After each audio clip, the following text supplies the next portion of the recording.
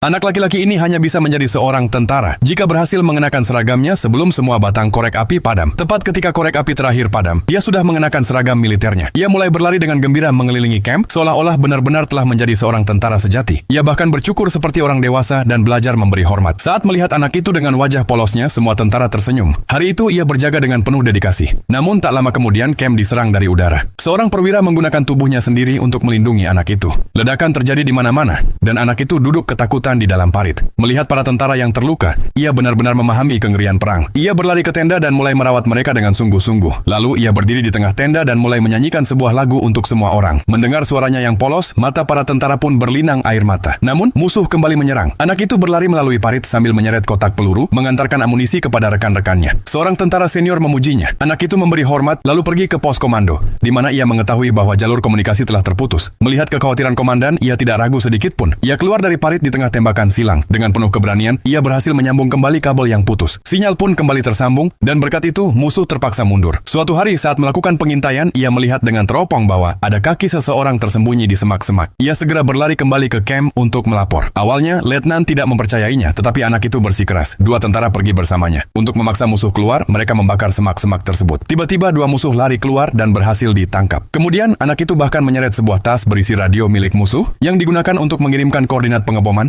Sekali lagi, anak itu bertindak dengan berani, tetapi tidak pernah menyombongkan diri. Sebaliknya, ia dengan rendah hati meminta menjadi pengantar pesan agar bisa menyampaikan surat kepada para tentara. Semua orang menyayangi anak manis ini. Seorang tentara bahkan menari untuknya. Namun keesokan harinya saat anak itu kembali dengan lebih banyak surat, tentara itu sudah tiada. Anak itu melepas topinya dengan diam, lalu pergi dengan hati yang hancur. Nama anak ini adalah Sergei Aleshkov, tentara termuda dalam sejarah. Setelah perang berakhir, ia dianugerahi medali pahlawan.